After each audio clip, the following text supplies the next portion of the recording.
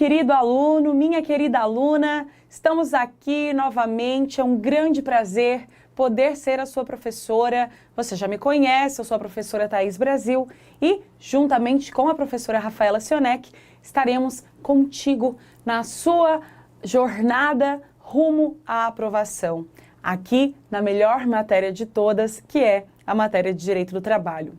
Na aula passada, você muito bem me acompanhou e nós estudamos as fontes e os princípios do direito do trabalho. Mais uma vez eu quero te lembrar, reforce o conteúdo de princípios do direito do trabalho, pois eles são essenciais para a continuidade dos nossos estudos e, logicamente, na sua trajetória rumo à aprovação. A matéria de hoje também é extremamente importante, assim como todas, e, na minha opinião, é até uma das mais legais para a gente estudar aqui no nosso dia a dia de estudos. Hoje nós vamos falar sobre relação de trabalho e relação de emprego. Esse que é o coração da matéria, né? Já que todos os direitos, deveres e tudo o que versa na CLT se dá em razão dessa relação, tanto das relações de trabalho como também das relações de emprego. E aí aqui não falando apenas da CLT, mas como nós aprendemos na aula passada, de todas as demais leis, juntamente com a Constituição, que enriquecem todo o nosso conteúdo. A aula de hoje, pessoal, ela tem um conteúdo que ele é um pouco mais extenso. E é por isso que eu gostaria de te avisar que eu trouxe aqui para a nossa aula os pontos mais importantes e ou aqueles que são um pouco mais difíceis para a nossa compreensão. A aula que vem é, de certo modo, até uma continuação direta desta aula, mas eu preciso contar com você para estudar, para que você estude melhor a sua apostila, que neste caso a sua apostila ela terá muito mais tópicos e conteúdos do que a aula de hoje. Você já sabe que o forte aqui do Trino OAB é a nossa apostila riquíssima, bem detalhada, bem organizada, para facilitar a sua trajetória, tá? Então, por favor, pode ser que uma parte ou outra para você que está acompanhando a aula com a apostila, perceba que talvez ali um tópico ou outro eu não venha aqui debater, não venha falar com vocês, apresentar, ensiná-los, mas eu conto com vocês, se tiver alguma dúvida, vocês podem, inclusive, contar comigo. Bom, pessoal, vamos lá. Vocês viram que o conteúdo versa sobre relação de trabalho e relação de emprego. O que a gente precisa saber sobre isso? A relação de trabalho é gênero e a relação de emprego é espécie. Então, imaginem aqui, percebam, você tem esse gráfico, esse desenho aí na sua apostila. Percebam que este círculo inteiro rosa, essa coisa meio oval aqui, cor de rosa, cor de burro quando foge, é como se fosse a relação de trabalho, certo? Representa a relação de trabalho. E dentro deste círculo rosa, nós temos tudo o que abrange, tudo que é espécie de relação de trabalho. Uma dessas espécies é a relação de emprego, e nós já vamos falar sobre ela nos slides a seguir. Mas percebam que nós temos aqui outros exemplos de relação de trabalho que não são a relação de emprego. Por exemplo, trabalho autônomo, trabalho eventual, estágio, trabalho voluntário, trabalho avulso. Por que, professora, existe a relação de emprego e estes outros exemplos? Porque você vai perceber que por alguma razão ou por ausência de uma característica, um trabalho pode deixar de ser emprego, tá? E aí eu já vou chegar lá e vou demonstrar para vocês, talvez até a gente volte aqui nesse desenho. Então, percebam que no artigo 2º da CLT, nós temos o que é o conceito de empregador para aqui os nossos estudos. Considera-se empregador a empresa individual ou coletiva que, assumindo os riscos da atividade econômica, admite assalaria e dirige a prestação pessoal do serviço. Equiparam-se ao empregador, para os efeitos exclusivos da relação de emprego, os profissionais liberais, as instituições de beneficência, as associações recreativas ou outras instituições sem fins lucrativos que admitirem trabalhadores como empregados. Também já vou te avisar que por uma razão nós vamos ter que voltar aqui, tá bom? Considera-se empregado, já percebam aqui essa redação lá no artigo 3º, logo em seguida do 2º, na nossa CLT, toda pessoa física que prestar serviços de natureza não eventual a empregador sob a dependência deste e mediante salário. Então, meus amores, a CLT, nos artigos 2º e 3º, nos quais temos a definição de empregador e empregado, diz exatamente quais são as características que fazem com que o empregador seja empregador e o empregado seja empregado. Vamos voltar lá para vocês perceberem? Empregador, empresa, seja individual ou coletiva, que assume os riscos do empreendimento, da atividade econômica, admite, contrata, assalaria. Primeira observação, aquele que assalaria o trabalho, neste caso, o emprego, a relação de emprego precisa ser assalariada, precisa ser remunerada. Talvez você já tenha aí excluído uma das possibilidades que eu trouxe ali naquele desenho, aquele trem oval esquisito lá, para que vocês excluam uma das possibilidades e entendam por que estão como uma relação de trabalho e não de emprego.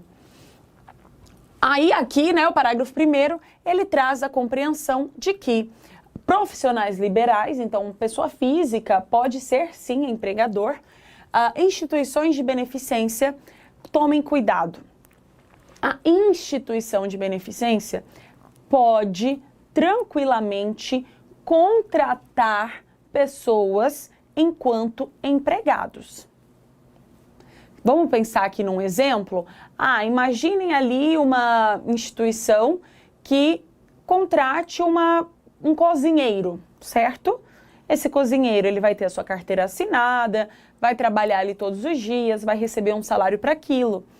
Ainda que, junto com esse cozinheiro, trabalhe, por exemplo, uma voluntária para auxiliar na preparação dessas comidas. Essa voluntária, ela não é empregada. Tá? Por quê?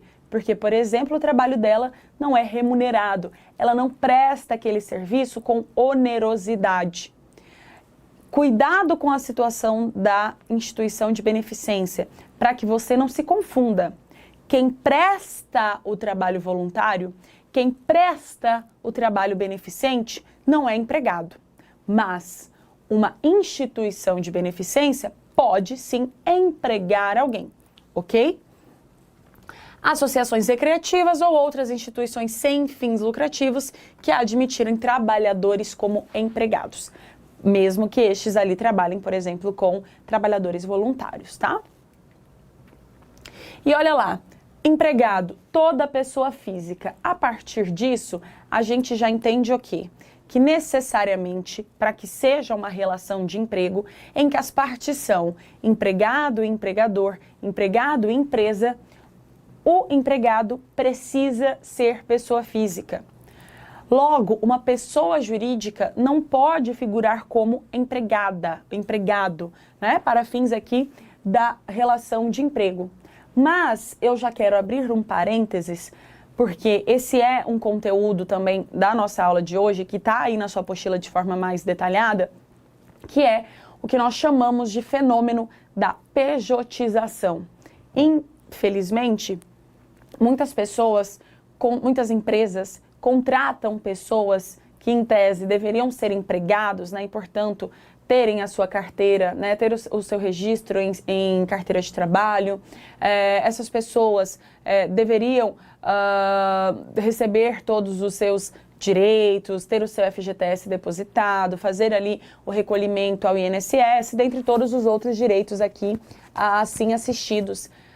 Porém, a empresa pede, né, para que essa pessoa ela abra um CNPJ, crie um CNPJ e a empresa finge estar contratando a prestação de serviços de uma pessoa jurídica, mas, na verdade, todos os requisitos da relação de emprego, que nós veremos a seguir, estão presentes.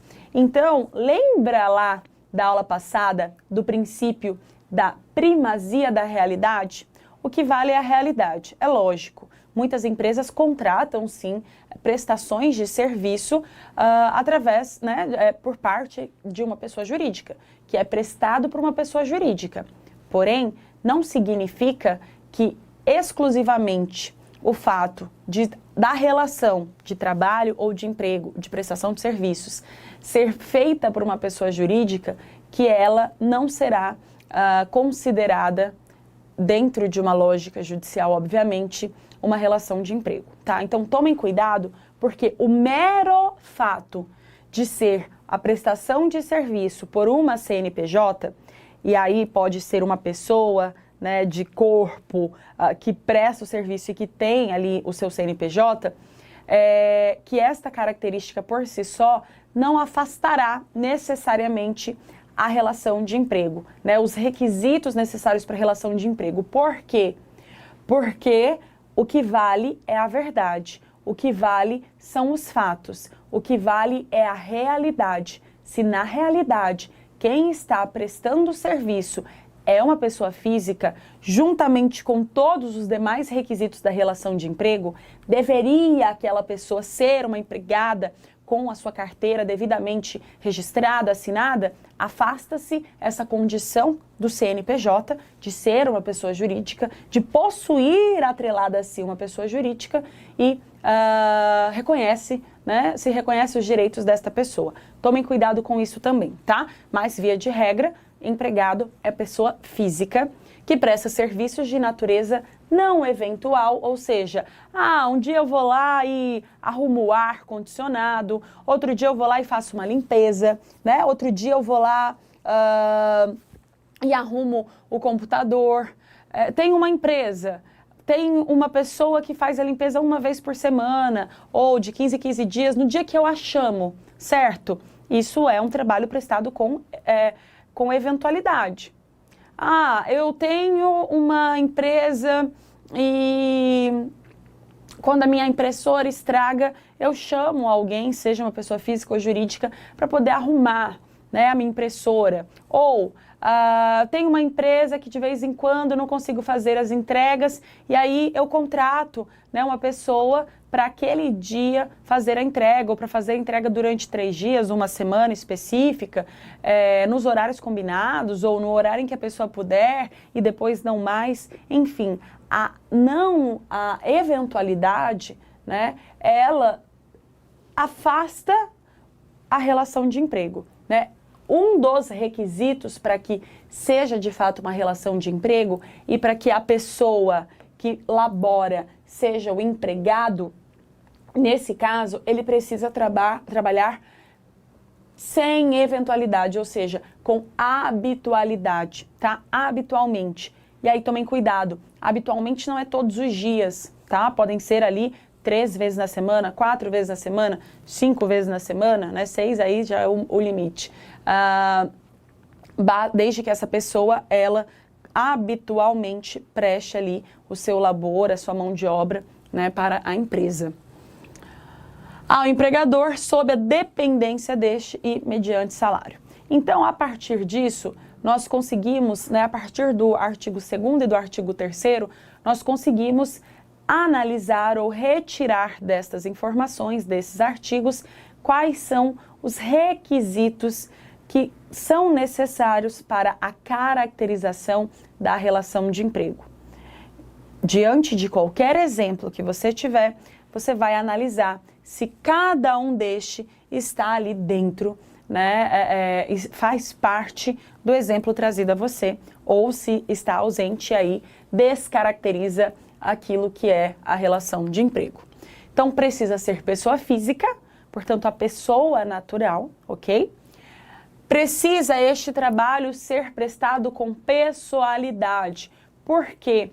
Quando o empregador contrata alguém, ele contrata aquela pessoa pelas suas características, pelas suas capacidades, pelo seu currículo. Então, por exemplo, quando eu sou contratada como uma professora empregada, a empresa, a faculdade, a escola, enfim, me contrata porque eu tenho esse tom de voz, porque o meu currículo é assim, porque o meu currículo é assado, porque eu dou aula daquela matéria, né? Porque talvez eu tenha boas indicações e qualquer outro tipo de característica que para o empregador seja importante. Quem contrata, contrata alguém específico, contrata a Thaís, a Maria, o João, a Fernanda, né, o Augusto, o Gabriel, a Maria Eduarda, enfim, contrata aquela pessoa. Então, é aquela pessoa que deve prestar este serviço, trabalhar nesta empresa, ser empregado dessa empresa. É diferente, por exemplo, de quando a gente contrata a prestação de uma mão de obra, né, de uma pessoa jurídica, que, claro, às vezes a gente quer que seja aquela pessoa, mas eu estou contratando aquele serviço de arrumar o ar-condicionado, né, de arrumar a impressora que trouxe para vocês. Aqui não, pessoal. Aqui na relação de emprego, essa prestação, ela deve ser feita por aquela pessoa. Porém, podem haver exceções, né? Neste caso, a regra é que é a Thaís que vai trabalhar. É a Thaís que a empresa contratou para dar aquela aula. Mas, desculpa, o que isso significa então? Que eu não posso mandar a professora Laila no meu lugar, que eu não posso mandar a professora Rafaela no meu lugar, né? Que eu não posso mandar a professora Kelly no meu lugar. Eu preciso dar a aula. Mas imaginem uma situação em que, especificamente na aula de hoje, eu fiquei doente, por exemplo, e vou precisar ficar afastada por mais ou menos um mês, o que, lógico, vai causar um problema, né, na estrutura da empresa, ou melhor, um mês é muita coisa, né, pessoal? Imaginem que talvez naquele dia em que a aula está marcada, eu tenho uma audiência e a aula precisa ser gravada naquele dia. E aí eu posso pedir, né, se o meu empregador autorizar, se o chefe, a chefe, o superior, se a empresa autorizar, eu posso pedir para a professora Rafaela se ela pode me substituir naquela aula. Então, em um caso ou outro, certo? Justificados, em casos de exceção, com a autorização do empregador, essa pessoa até pode ser substituída, mas via de regra, não. Via de regra, é aquela pessoa quem deve prestar aquele trabalho, trabalhar e ser empregada naquela empresa. A outra característica é a característica da subordinação. A subordinação, pessoal, em resumo, né, de maneira geral, significa o quê? O que exatamente traz o finalzinho do artigo 3º, a dependência.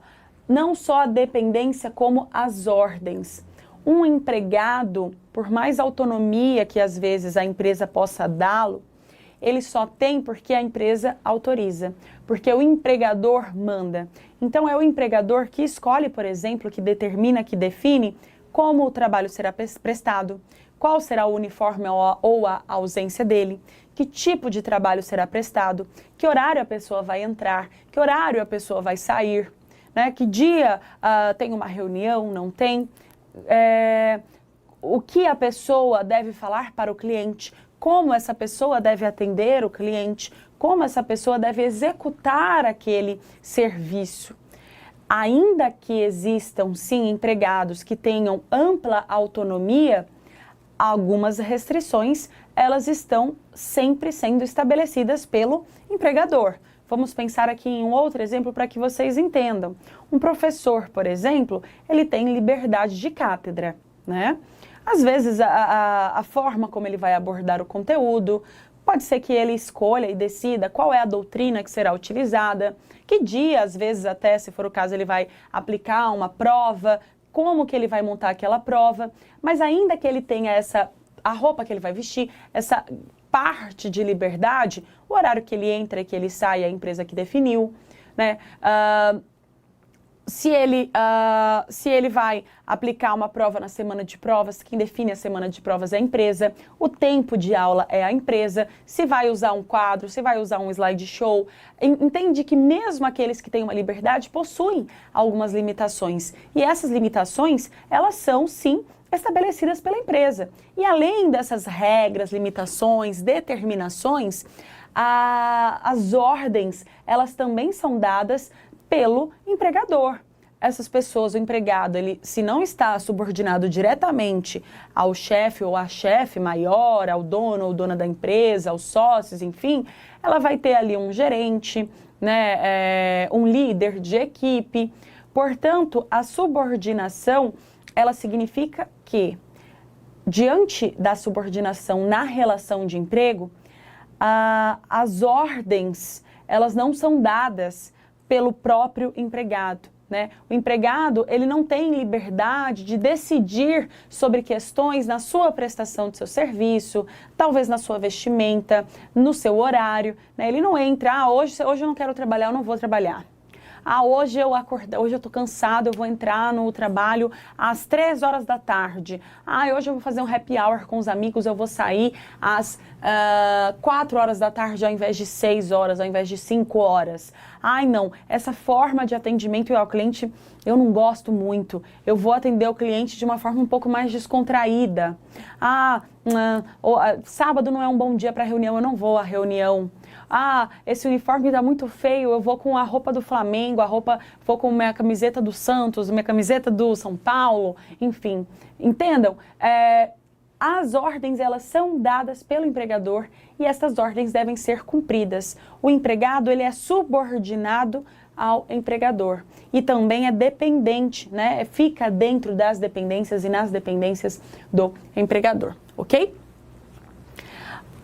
Outra característica, que nós já falamos de certa forma, é a característica da onerosidade. O emprego, a relação de emprego, ela precisa ser remunerada. A pessoa, ela precisa receber para fazer aquilo. Na verdade, é uma relação de contrapartida. O empregado presta um serviço, né, labora, tem ali a sua mão de obra oferecida ao empregador e, em contrapartida, o empregador remunera aquela ação, né? Então, o empregado, ele entrega a mão de obra e o empregador, ele entrega a remuneração, o salário, enfim, o valor em pecúnia diante daquela prestação, tá? Então, o que vocês precisam perceber aqui é que, para ser reconhecida uma relação de emprego, esta relação de emprego precisa ter as seguintes características, os seguintes requisitos, ok? Aqui, pessoal, também faltou o que a gente vai falar ainda, e nós já falamos, a característica de habitualidade ou então de não eventualidade, tá? Também existe ali o termo continuidade. São próximos, mas não a mesma coisa, porém, a gente, na sua apostila, você tem aí as especificações, determinações, não são todas as linhas, frentes e os entendimentos que utilizam o termo continuidade, mas para que você saiba. Voltando aqui, se você perceber, se num exemplo ou num caso real, não existe alguma ou mais de uma dessas características, aquela não será uma relação de emprego. Poderá ser um trabalho, poderá ser uma relação de trabalho, mas de emprego não. O exemplo aqui, ó, são todos esses, né? Então, um trabalho eventual, ele pode ser remunerado, ele pode ser prestado com subordinação, pode ser com pessoalidade, pode ser por uma pessoa física, mas ele não tem a habitualidade, certo? Não é um trabalho com a habitualidade. Um trabalho voluntário, né? Um trabalho voluntário, ele pode ter subordinação, habitualidade, ele pode ser prestado por uma pessoa física, ele pode ser prestado com pessoalidade, mas ele não é remunerado, não há onerosidade. Então, afastada a onerosidade, uma das características ou um dos requisitos da relação de emprego, ele deixa de ser uma relação de emprego e passa a ser uma relação de trabalho. O trabalho autônomo, por exemplo, ele pode ser prestado por uma pessoa física com pessoalidade, onerosidade, porque a pessoa ela recebe de seu cliente ali uma contrapartida pela sua prestação de serviço, com habitualidade, porém não há subordinação. Não existe um chefe, não existe uma empresa, né? Então também não é o caso. O estágio, ele é regido, né, por uma lei específica, que é a lei do estágio, que talvez muitos de vocês conhecem, que nós ainda vamos falar sobre. Então, você tem ali diferenciações específicas em relação ao estágio, inclusive porque o estágio ele não é um trabalho em que exista uma remuneração. Na verdade, o dinheiro que às vezes a pessoa ela recebe pela prestação ali no estágio é uma bolsa, né? Então, o estágio ele tem toda uma legislação apartada que nós veremos mais um pouquinho lá na frente. Seguem aí alguns exemplos, né? Aqui, meus amores, lembra daquela etiquetinha tem que decorar? Aqui, ó, chopp ou shop, tem gente que prefere chopp, tem gente que prefere shop, como você preferir. Esta tabelinha, esta dica é para que você nunca mais se esqueça. Eu sei que talvez vocês já conhecem, mas não custa reforçar. Meus alunos nunca mais se esquecem. E aí, pessoal, eu sei que parece simples, mas é tanta coisa que a gente tem que decorar, gravar, aprender, ler. Colocando isso na sua cabeça, eu tenho certeza absoluta que lá na frente, já aprovado na OAB, você ainda vai se lembrar dessa regra. Eu, pelo menos, desde que aprendi lá na faculdade com meu professor, nunca mais me esqueci. E aí fica super facinho. Você escreve chopp ou shop com as letras, as siglas S, H, O, P e P, tá? 2 P's.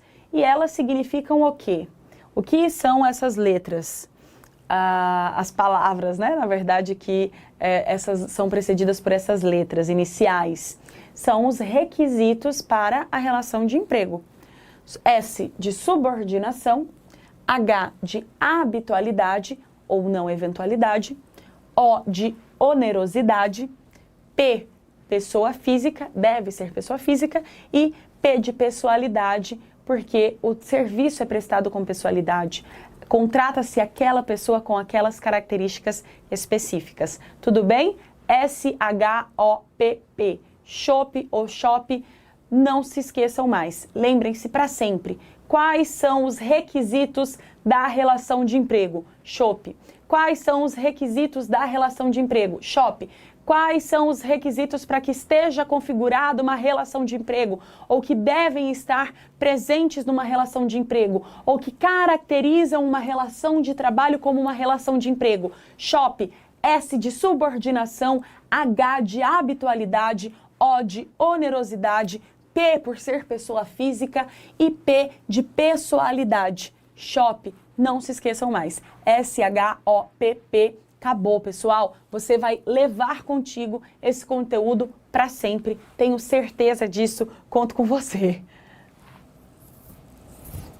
Então, olha só. A relação de emprego, ela é tutelada e regida pela CLT.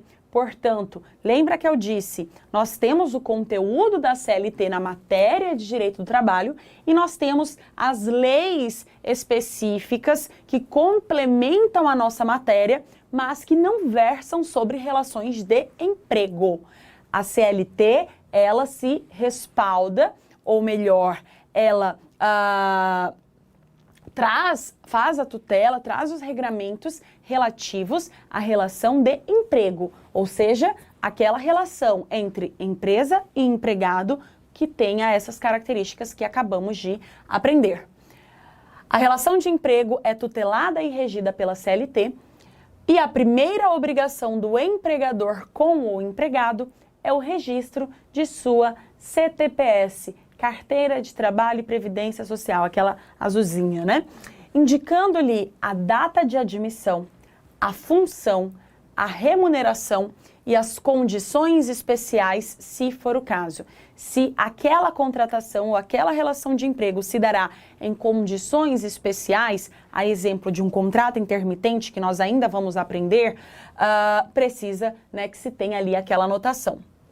De acordo com o artigo 29 da CLT, o empregador terá o prazo de 5 dias úteis para realizar o registro do empregado, sendo facultada a adoção por meio manual, mecânico ou físico. Ok? Beleza?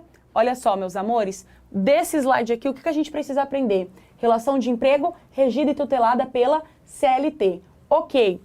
A primeira obrigação do empregador, lembrem-se que o contrato ele pode ser verbal ou pode ser escrito. Sendo feito aquele contrato, né, então combinando, vamos trabalhar, vou trabalhar aqui, beleza, vai fazer isso, isso, aquilo, vai entrar tal hora, vai sair tal hora, etc.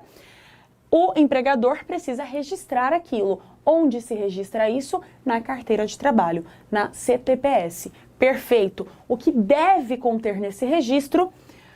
A data de admissão, quando essa pessoa foi contratada, a função, o que ela vai fazer? Vai ser caixa? Vai ser gerente? Será professora? Né? Qual é a função dela? A remuneração, quanto ela vai receber?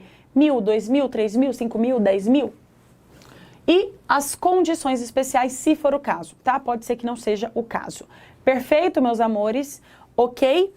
O prazo para que o empregador faça isso, 5 dias úteis. Beleza? Ok? Gravado? Então tá bom? Eu te encontro no nosso próximo bloco.